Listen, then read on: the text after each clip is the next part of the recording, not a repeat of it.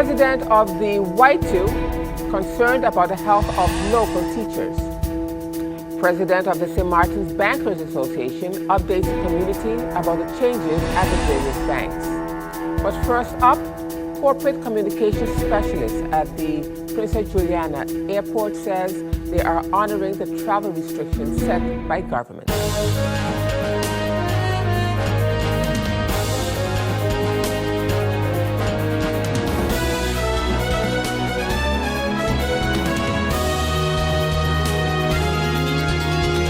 This is SXM Daily News. I'm Valerie Van Putten. Now for the details. As most airlines have virtually been grounded due to the coronavirus COVID-19 pandemic, corporate communications specialist at the Princess Juliana International Airport, Mrs. Audrey St. Louis Jack, told our news department that they are honoring the travel restrictions set out by government of St. Martin. They are staying one step ahead. She gives an update on the airline schedule. We are honoring the travel restrictions as proposed and implemented by the government of St. Martin. We're making sure that all travelers and visitors understand the guidelines as it pertains to the precautionary measures for the COVID-19 coronavirus, as most are aware of the name. And we're just making sure we're staying one step ahead. So with the travel restrictions, passengers are not allowed to enter St. Martin. And we know that this came out March 17, 2020 from the government of St. Martin. But of course, exceptions. I want to make that very clear. This does not apply to residents of St. Martin or St. Martin. They must hold a proof of residence, which can be a St. Martin, driving license, or a local card, or St. Martin's registration document. And this does not apply to airline crew. This does not apply to passengers who are specialists with evidence of traveling to the invitation, or at the invitation rather, of the government of St. Martin. So essential flights from Saba, St. Eustatius, Curacao are allowed at the Princess Juliana International Airport, as well as medical emergency flights and recovery flights. They're going to be allowed as well.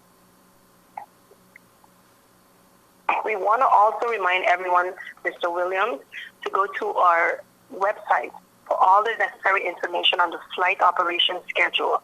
So we've actually posted the latest flight operation schedule for everyone up until, I think it's going to be 22nd or the 25th. Nonetheless, that detailed schedule has been provided. Accurate information from our operations department at the Princess Juliana International Airport. And we want to have everybody channel right there to the website, www.sxmairport.com. You'll see a pop-up comes up, and it will redirect you to where exactly you need to go to get that form. We'll also have a section shortly that is just for COVID-19 awareness, but thus far it has all the information, all of the precautionary measures that we're advising, the PSAs, the public service announcement videos to give you more travel tips. So these tips, we understand what government is doing and all the government-owned organizations are doing on St. Martin, the schools as well, and you name it. So we kudos to everyone for getting on board and making sure we're aware. But at the airport, we started since the end of January to post photos, different posters throughout the building for awareness, to host an information session with the CPS and so forth. So we want everybody to know that they're going to the website, you're going to get that information. We also want to encourage everyone to go to our social media pages. We know on Facebook, statistically, Facebook is much more popular right now, but we do have Facebook, Instagram, and Twitter. So you just go on and you get all the updates of the travel advisories for each of the flights. As we get the information, that's how we post them. If we don't get the information, we ask you to go directly to your flight operator, so the airlines or your travel agencies, and get all the relevant information. Stay up to date. Do not just simply call the airport directly, because you're not going to get that information that you need. We have to depend on our airlines and our travel agencies to provide the correct information. Go online, get involved and do what you need to do to get all the relevant information. And we will have more on this story, including the sanitary guidelines that the airport has put in place, in tomorrow's edition of SXM's Daily News. In other news at this time, Minister of TIAT, Melissa Arnell Donker, in her capacity as Minister of Economic Affairs, briefed the press on price control on the island. The minister also announced that controls will continue to be carried out for those that are in violation of price gouging. To begin with, I would like to inform you that the Inspectorate of the Ministry of TIAT has continued its control and enforcement activities at retailers across the country to ensure adherence to the established maximum prices on items in connection with COVID-19. During the controls on Saturday, March 14, 2020, several supermarkets were controlled and violations in connection with this legislation were discovered and fines were issued to the retailers. Controls will continue to ensure compliance with the law. The ministry is calling on the assistance and the vigilance of the public to monitor the latest retail maximum prices of goods on the list and report or file an official complaint with the Inspectorate of the Ministry of TIAT in the event there are any violations. This, the ministry will investigate thereafter. The latest maximum price list can be found on the government website for the items, description, size, and price. Businesses who fail to adhere to the established maximum prices risk imprisonment up to 4 years or a maximum fine of 10,000 guilders, in accordance with Article 8 of the Price Ordinance. As a preventative measure, the ministry has taken the initiative to put a halt on certain businesses' operations that are considered as non-essential and essential. This also you can view on the government's website. I would like to emphasize, though, a few of the non-essential businesses: educational institutes, daycare centers, early childhood development institutes, schools, universities, training facilities. In retail goods, retail stores such as clothing, jewelry, souvenirs, sales outlets and shopping centers, vending stalls at the Phillipsburg Market. Food and beverage, there is no dining and loitering. Bars, roadside vendors, whereas takeout and delivery services are allowed, bakeries, restaurants, included in those at hotels.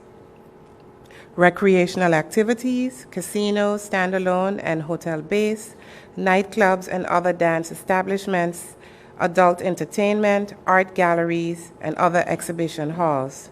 The cinema, business offering recreational activities such as zip lining, boat trips, quads, etc. Gyms and other indoor and outdoor sports activities, museums, hair and nail salons, barbershops, meeting and events, conference facilities, outdoor establishment, and that accommodates events. And still to come, Minister of Finance gives an update of the state of affairs as it pertains to our economy. We'll have the details of that story and more when SXM Daily News returns.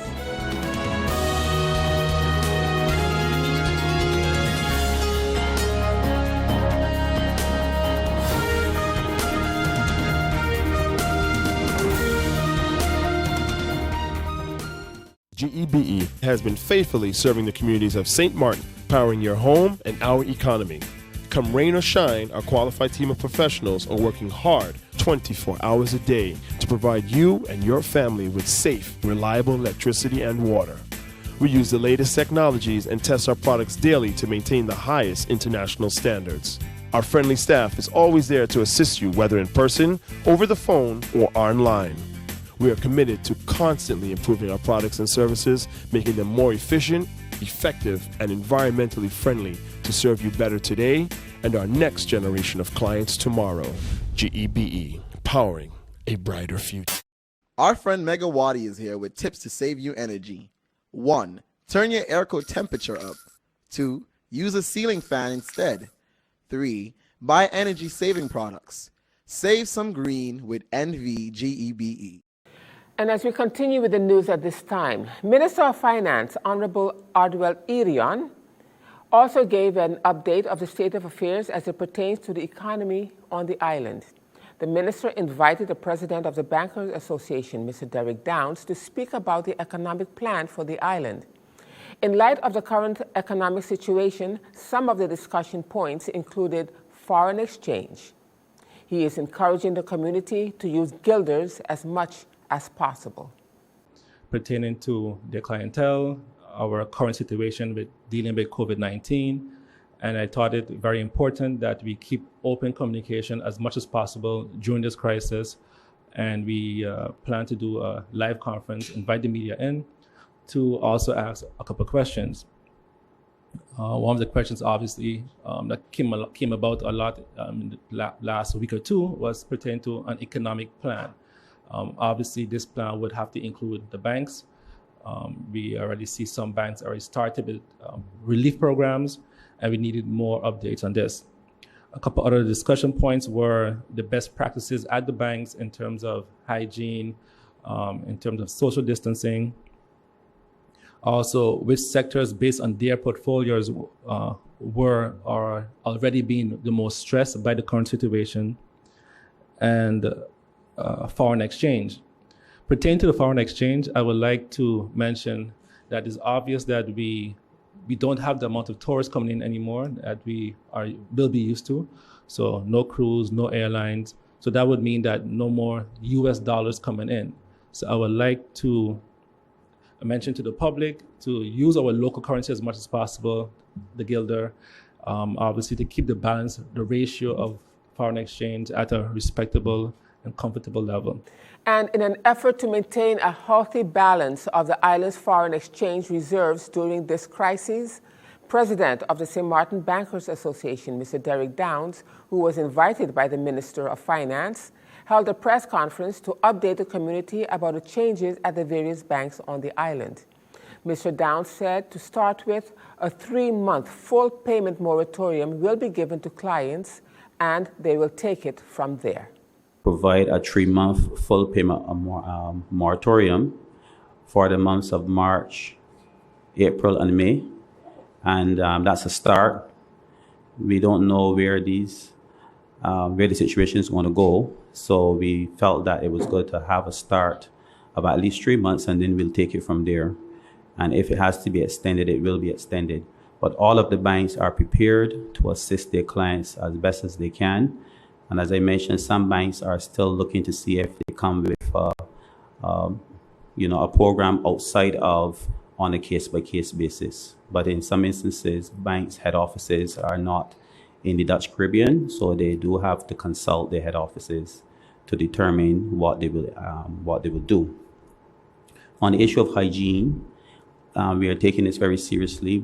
Banks have introduced various social distancing measures, including only allowing a certain amount of clients to enter the premises at any one point in time. We have hand sanitizers on the premises. I know for sure that on a consistent basis, we have cleaners wiping down counters, door handles, and these types of things to ensure that we keep the place sanitized. You will have seen that the Windward Islands Bank announced the closure of 2 branches.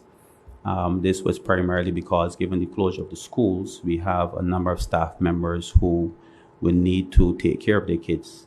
So to be able to provide proper service for the essential products and services of the bank, we had to close 2 branches and concentrate operations in Phillipsburg and in Bush Road. But again, the banks are committed to ensuring that online services, the ATMs, the payment services, these important services that the community will need are continued to be made available. We have committed to that. So we are doing our part to try to get all of us through this very difficult period. It's going to be a very difficult period for the country. I would like to reiterate, as the minister just mentioned, that the foreign exchange will reduce in terms of coming in, and we will need to have foreign exchange available for imports. You need to import medicines, you need to import food, you need to import fuel for GB that we all can keep the lights on. So as much as possible that you can use the gilder currency, because that will reduce any pressure on the foreign exchange reserves, that we can have those reserves available to ensure that the needed supplies are on the island. The president also announced that the banks will continue to provide service to their clients, including the repayment or application for new loans. All loans, mortgages, car loans, personal loans, and business loans that are in good standing once they are not in arrears. All loans, mortgages, personal loans, car loans, business loans, all loans are caught. As the announcement indicated, it represents loans that are not in arrears more than 90 consecutive days. Well, those are usually in arrears more than 90 consecutive days aren't paying anyway. But these are basically for loans, what you call loans in good standing. And the reason for that is because there may be some legal issues around loans who are past the 90-day category, but it's for everyone. Now, what you can do is, if you do not want to take advantage of the concession, you just contact us at the contact information that's in the ad, and let us know we do not want to take advantage of the moratorium, and we will still allow your payment to go through. So you do not have to. Some people will remain at work. Some people will remain, their businesses will remain open. So they may not want to take advantage of the concession. You raise a very good question in terms of new loans. We are still open for business, yes. However, you would imagine that given the economic uncertainty that the island is facing, new loan requests will incur more scrutiny. The minister made earlier reference to areas in the economy that will be more affected than others. There will be some areas, if you take Front Street, for instance, the harbor, tourist-based businesses, tour companies, car rentals that depend heavily on tourism. These companies and the employees of these companies are more vulnerable to, the negative economic impact that will be caused. So you would expect, and I would encourage persons who are in those sectors to really think hard before you go and get yourself in any additional debt, because we really don't know where this is going to go. So more due diligence will be taken into account. I don't believe that the banks will relax things like the debt service ratio requirement, because this is not the time to be, to be risk averse. Bearing in mind that the monies that banks lend are depositors' monies. So you would want to be able to come back to the bank and say, hey, I want my whatever I have there, and we have to be able to give it to you.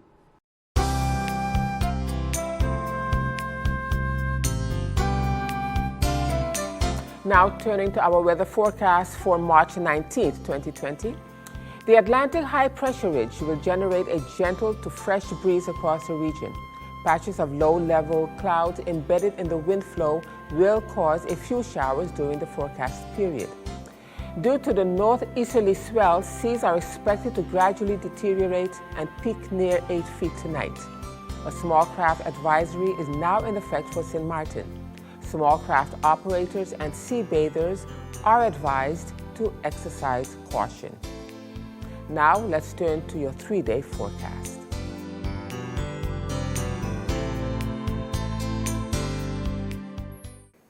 And still to come, local resident Dolores Richardson still not in her home after 9 months. We'll have the details of that story when SXM Daily News returns.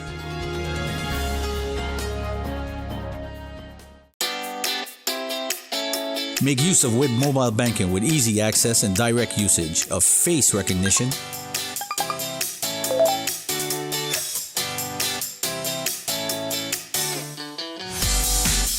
PIN code,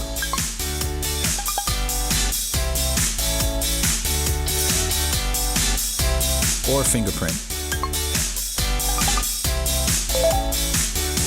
Download WIB mobile banking app and make your transaction from anywhere at any time. For more information, visit wib-bank.net/quick-login. After 9 months, local resident Mrs. Dolores Richardson is still waiting for her home to be completed. Mrs. Richardson says the electrical work cannot be done because of the shoddy work that was initially done on her home. Mrs. Richardson blames the NRPB for the shoddy work. According to Mrs. Richardson, nobody seems to know what they are doing. She made the statement at the Anti-Poverty Platform Weekly press conference. Today, one of the homeowners who still cannot go back in her home is speaking out about the 2-month home repair contract that she also had to sign, which now after 9 months is still not completed satisfactorily. We have with us Dolores Richardson. The NRPP, we had to sign this agreement, but I don't think they know what it was doing, because if somebody just come and say there's a contractor, you're supposed to go in depth to find out if these people is contractors, if they could perform this task. But I think it's just something like a friendly something, and they think they're playing like hide and seek, chicken coops they're building. Because when you're going to take people to work, to prepare a home for people to live in, you have to do it in a proper manner. No, nothing is done right. Everything is done upside down. And then when they come in the house to work, instead of they do their work, they break up your windows, they break up your handles, and they just do a lot of crazy stuff, you know? So I think that they should look for professional people to work, and when you put professional people to work, you get work done in and on time. But they can't get nothing done after 8-9 months is because nobody seems to know what they're doing. To me, the objective of the whole program, rebuilding program, was to rebuild stronger and better. And this is what I'm hearing from our lady here. This is what I'm hearing. You understand? And basically, it is sad, because she can indicate as a woman the different faults that would not lead to that they have built back her home stronger and better. While basically from the damage that the house received, as you can hear, there were one section that was properly good, so all they needed to do was to rebuild the other section strong and better and connect it in. And this is not what really happened. So therefore, you know, it is really sad. It's a sad story. Well, all I see right now, the house is like a dump for me, because I don't have no desire to live in a house, because I gonna have a heart attack to go live in a house when I got like 7 feet of blocks put up and no support. So that's a no-no. And then the electricity is not seems to be going properly. When you're saying not going properly, if you could describe for us exactly what are the electricity? Well, half of the house was completely intact.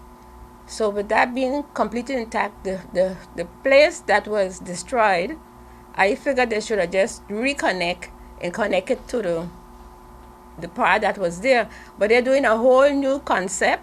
They're digging holes in the garage area, bringing in some kind of cards. Okay, they change the meter boxes and things like that. But it don't seem as they know what they have to do. It's like 3 different boxes in the house, you know? And the way how I seen them doing it, it don't seem as if they're going to have it connected, that you're going to get good electricity. You might have shorts, you might have blackouts, you might have all kind of stuff. And in this item from the police blotter, the Traffic Department of St. Martin is presently investigating a traffic accident involving a vehicle and 2 bike riders. The incident took place on Wednesday morning, March 18th, about 9:45 a.m. in the vicinity of Belvedere. The bikers were riding on the A.T. Illich Road going towards French Quarter. According to information received, the driver of a white Hyundai i10 was coming from the Tata roundabout towards Bishop Hill Road. At the same time, the bike riders were on Bishop Hill Road going towards the roundabout. The driver of the vehicle tried to turn left into Belvedere without giving right-of-way to the 2 bike riders. The 2 bike riders was unable to stop in time and crashed into the car that was making a left turn going into Belvedere. As a result of the collision, both riders suffered bruises and contusions on their body. They were treated at the scene by the personnel of the ambulance department and was transported to the St. Martin Medical Center. The personnel of the traffic department is investigating this accident. And still to come, President of the Windward Island Teachers Union concerned about the health of local teachers. I'll have the details to that story when SXM Daily News returns.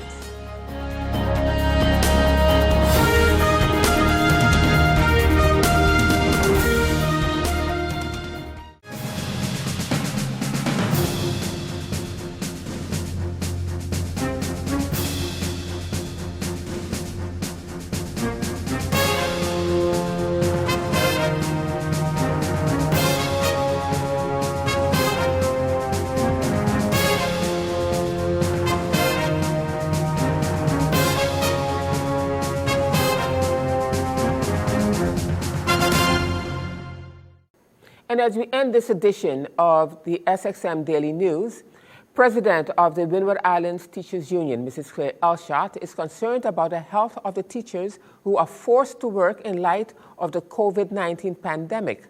According to Mrs. Elshot, the government took into account the safety of the students.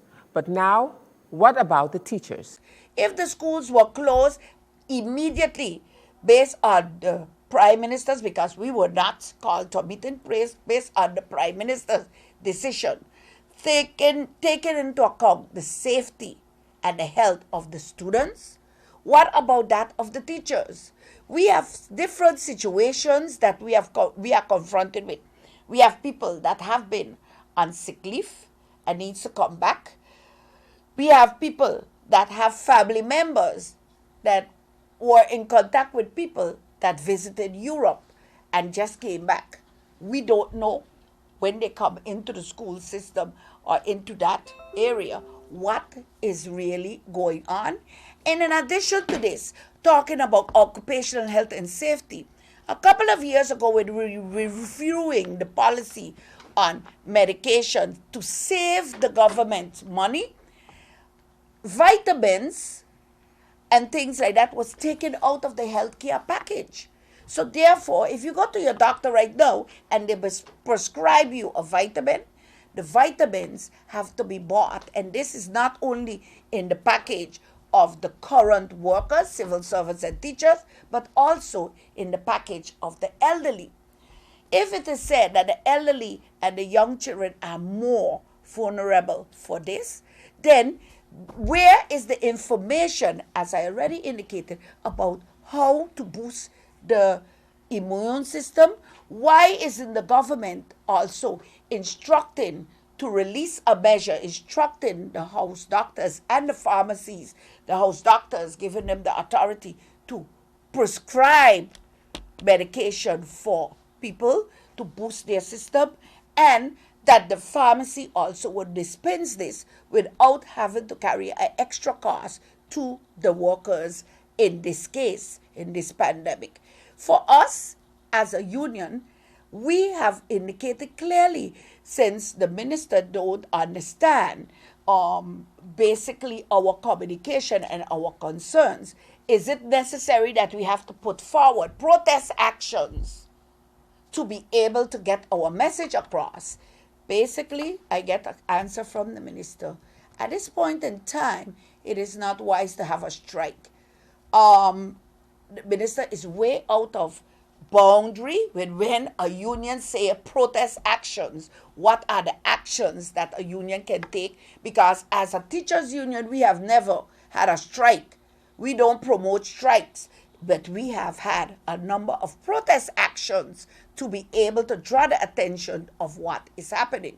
So again, as a union, I feel very much hurted, especially when we need to demand for our workers. This should be something that have to come automatically, that we have to demand that occupational health and safety standards be put in the workplace to guarantee that all workers, not only teachers, that all workers are safe.